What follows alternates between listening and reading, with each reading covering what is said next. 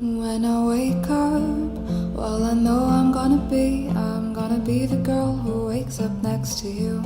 And when I go out, well, I know I'm gonna be the girl who goes along with you.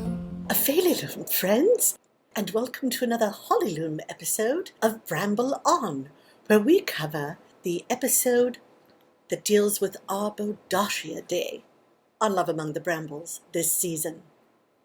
Once again, we have no sponsors, and this episode was very brief, as immediately following it was what they call a docupic, a biomentary, on the human John Muir, the arbophile who inspired the Hollyloom of Arbodacia Day, which takes place on his birthday, November 8th.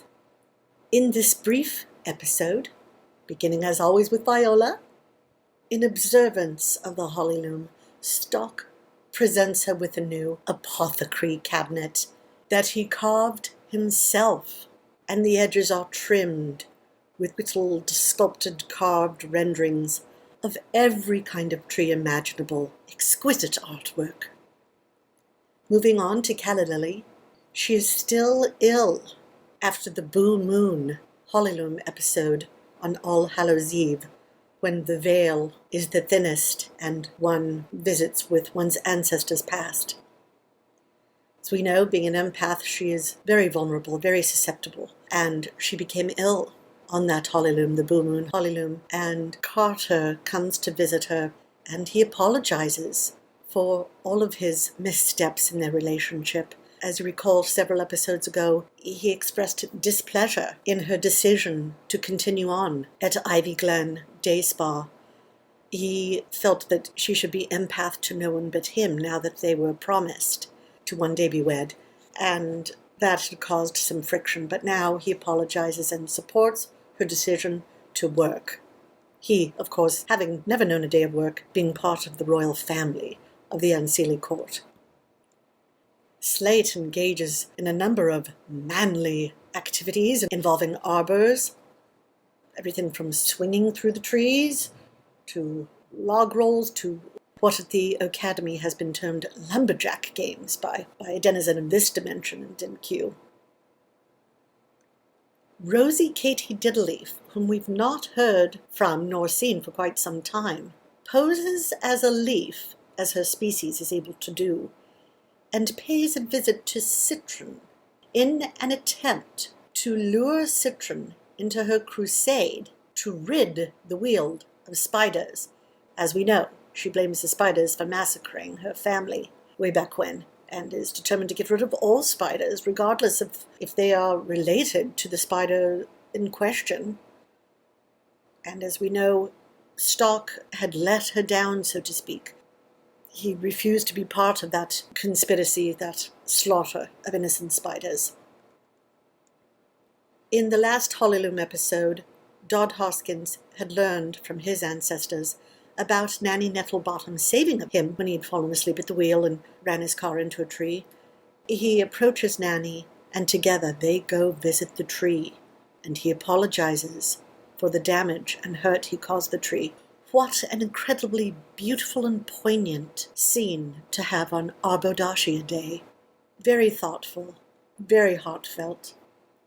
When Magnolia goes to talk to the trees, as one does on Arbodacia Day, those in the Weald, or specifically those around the ring, will not speak with her, and they go so far as to suggest she is a bad seed.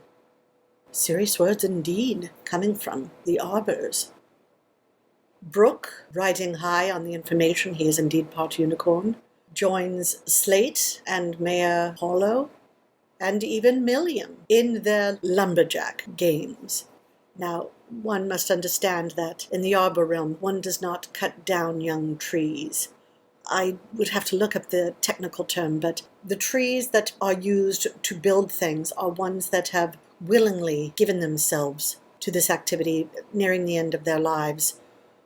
There's much more to it, but Again, it is technical, and I'm not remembering the particulars offhand, but just know that no trees are murdered in the Weald or the Ring, or by anyone who celebrates Arbodacia Day.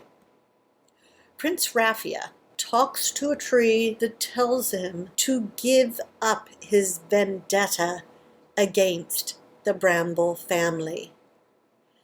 The tree says the vendetta is rotting Raffia's soul from the inside out and causing the rings within his soul to darken and blacken.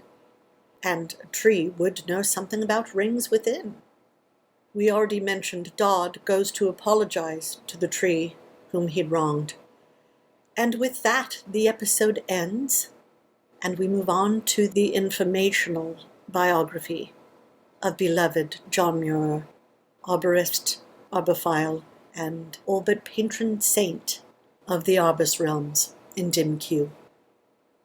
Well, we did not have a sponsor today. As always, if you feel you'd like to read more about Arbus, there is the Piddlypedia welcome circular offered to new students at the Ocademy. It has a section on Arbus.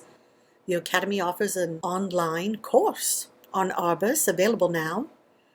And you will have to wait some time, but in Peyton Drake's 49-novella tale that has begun releasing in Dim Q, nearly up to novella 7, I believe, once one gets to the halfway point, what number would that be? I must do maths. 1 moment, please. 3 times...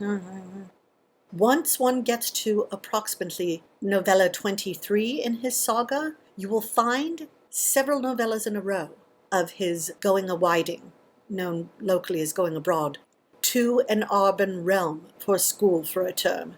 So that will be a wonderful, wonderful celebration of all things Arban. Until then, again, there is a course available on Arbus, and you can always get the rough idea of it through the Piddlypedia Welcome Circular Student Handbook. And if you're not sure which element you are and think you might be Arban, you may take the complimentary Elemental Inclinations quiz, available at no charge through the Ocademy website. Wishing you all a grand and noble Arbodacia Day. And as always, friends, bramble on. And if I get drunk, well, I know I'm gonna be the girl who gets drunk next to you. And if I haver, hey, I know I'm gonna be the girl who's havering to you.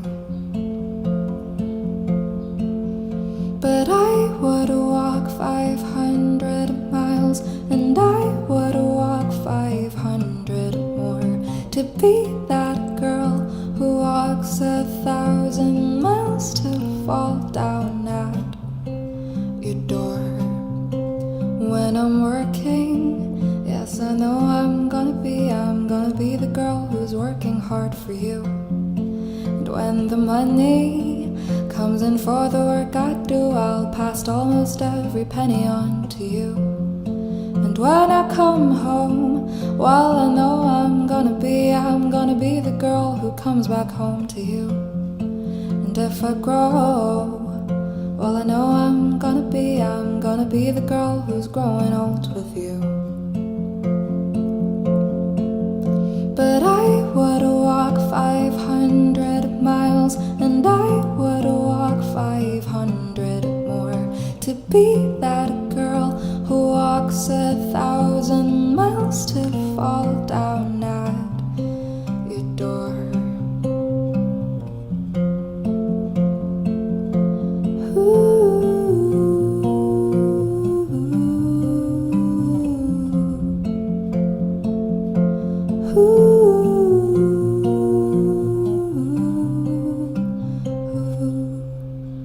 When I'm lonely, well, I know I'm gonna be the girl who's lonely without you. When I'm dreaming, well, I know I'm gonna dream about the time I had with you. And when I go out, well, I know I'm gonna be the girl who goes along with you. And when I come home, Yes, I know I'm gonna be the girl who comes back home with you. I'm gonna be the girl who's coming home to you. But I would walk 500 miles, and I would walk 500 more to be that girl who walks 1,000 miles to fall down at your door. And I would walk 500 miles, and I would walk 500 more to be that girl who walks 1,000 miles to fall down